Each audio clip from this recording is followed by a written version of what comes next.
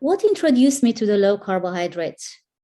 What introduced you to the low carbohydrate diet? Because initially the recommendations would have been, when you were first diagnosed 10 years ago, the recommendation from the Australian Diabetes Organization, whatever it's called in Australia, would have been very similar to what Diabetes UK recommended to me 10 years ago, and what was recommended by the ADA in the United States. Yeah. And it was like, eat your grains, eat 3 solid meals every single day, and take a set amount of insulin, and and to avoid hypos. An insulin dose would have been really high, much higher than what we really need. So you have to feed yourself snacks as well, so you don't drop low. Was it similar, the initial recommendation you received? Yeah. And then how did you come about, the low carbohydrate diet? Yeah, no, very similar to that. So I was recommended to have 240 grams of carbohydrates a day, and that was to be 3 meals of 60 grams a day. So that's 180, and then a couple of 30-gram snacks. I was told that if I looked at my plate and it didn't have enough carbohydrates on it, then I was to add carbohydrates to that plate. So, like, for example, if I had like a meal which I might have now, which might be sort of meat and green vegetables, for example, but if I was to look at that plate and go, there's not enough carbohydrates on that plate, then I was advised, to get a bread roll or something like that to essentially bulk up the carbohydrates.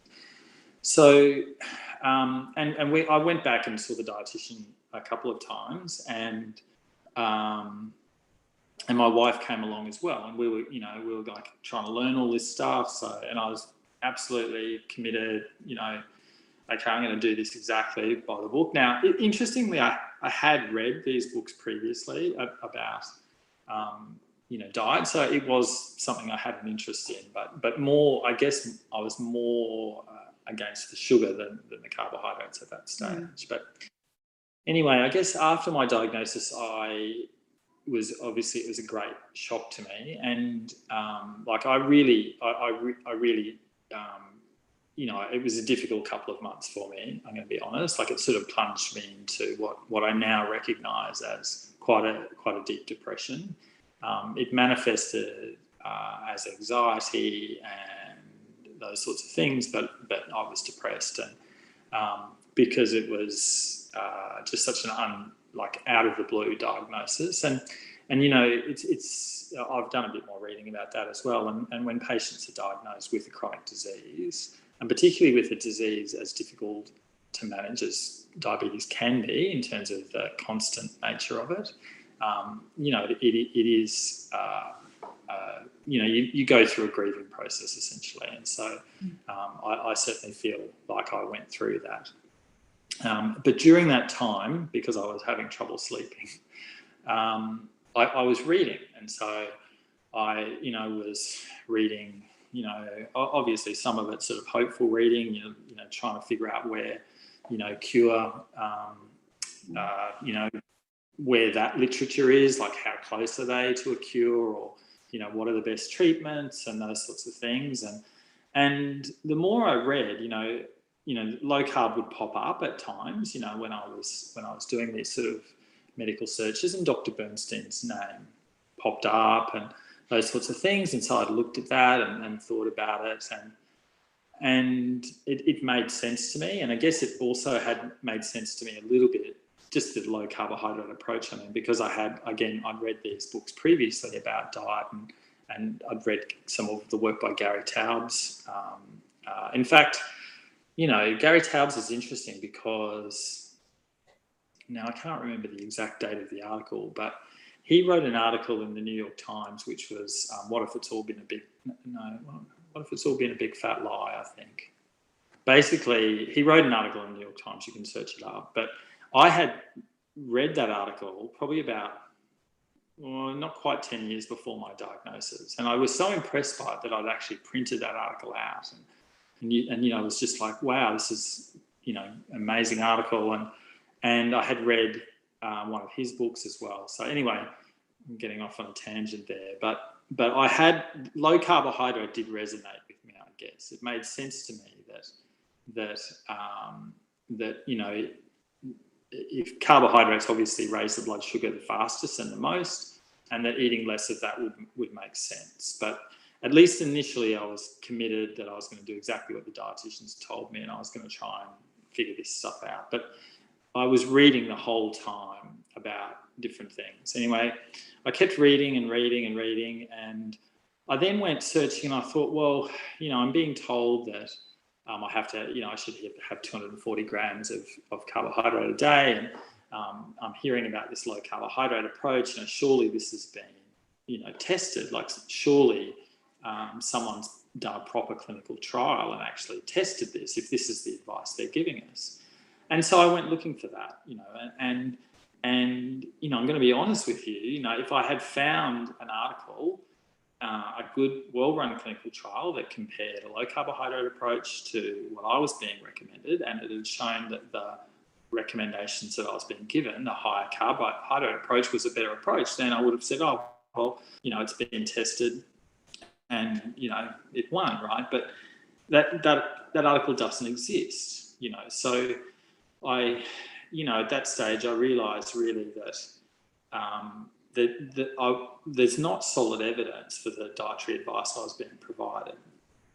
And so again, I guess that really made me think, well, this low carbohydrate diet makes sense. And I remember it was actually probably almost 10 years to the day that I remember I was driving to Brisbane, where my mum lives, and I was with my wife, and I said, I'm going to give this low carbohydrate approach, I'm going to give it a go. Like, I'm going to try it because it makes sense to me. And I'd read Dr. Bernstein's book by this stage.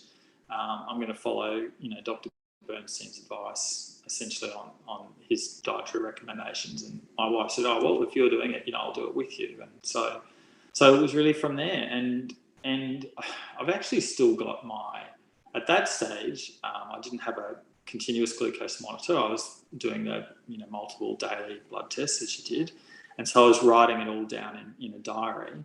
And so you can see from the date that I went low carb, like, all of the numbers just changed, from going from 8s and 10s and 12s and 14s and those sorts of numbers. And I realized for some people they're not that high, but I immediately went to 5s and 6s and 6s and 5s and just plateaued. And so I would be a LADA, so that latent autoimmune diabetes of adults. So when I was diagnosed, I probably, from what I've read, often you've still got 10 or 20% of your beta cell mass remaining. Yeah, so you've got some insulin producing capacity. It's not completely wiped out. And so I was able to reduce the insulin that I was taking. So I had been on, when I was having the 240 grams of carbohydrates a day, I was on about 24, 25 units a day. And I was able to go down to 6 units a day. So, and in fact, I didn't, with a low carbohydrate meal at the time, I didn't need to bolus for that meal. I do now, like, over time, over time, beta cell mass depletes, and it gets to the point where you have to bolus for every meal, and I certainly do now. But at the time, I went from 24 down to 6 units. My average blood glucose number was 7.8. That went down to 5.5 or thereabouts, and my A1C went down. I think my first A1C post going low carb was 6.3, but that was obviously a trailing indicator. And then from then on, I've certainly predominantly been under 5.5, but in recent times, 4.8 even, so just tapered down. And this is 10 years down the track now. But obviously I've had to, well, not obviously, but I have had to increase my insulin over that 10-year period, because over that time my beta cells have obviously depleted to the point where I would have no functional beta cells remaining, and therefore my insulin requirements have come up. But yeah, so it was quite miraculous for me, and in fact, it really helped me a lot. Not just I guess one of the other things where it really helped me was the mental health side, because I went from someone who, I went into this deep depression and I had a lot of anxiety. And then I started seeing normal numbers and consistently normal numbers. I wasn't having hypos, so I wasn't scared of hypos anymore. I was having normal numbers all day and fairly flat on blood glucose numbers. So I started to think, well, I'm not going to get the complications of diabetes if I can maintain, normal blood glucose levels, and I wasn't having hypos. And the other thing that I found is just because I was able to use a lower dose of insulin and I wasn't having hypos, I could then, return to exercise, which for me was really important. And so I just found that, I came, out of, quite a deep depression and for a while they're quite crippled with anxiety. And literally all that went away. And I just found it, miraculous. And I guess that's one of the reasons I've been happy to speak about it, is because, it helped me so much. And so I'm happy to share, I guess, my experience of it. It's interesting that your depression went away, or the anxiety went away too, with a low carbohydrate diet. I mean, that's one of the good side effects. People forget that. Yeah. I think people don't associate mental health with fluctuating blood sugars or high blood sugars and fluctuating to make it worse. But that is one of the... Yeah, I'm sorry to interrupt you, Nairi.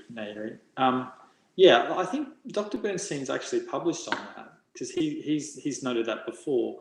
I'm not sure if the fluctuating blood glucose levels, it was in self was causing the depression. I think it was more my fears about the complications of diabetes and fears of hypos and those sorts of things. So like when I was on this roller coaster blood glucose level, then obviously that, I had a reason to be anxious in some ways, because I knew that firstly, those high blood glucose levels, down the track, it increased my risk of complications, but also, the short-term fears about profound hypoglycemia leading to, even, patients can die with hypoglycemia. So that resolution of that fear and the long-term fear as well, that's really what helped me come out of the period of depression.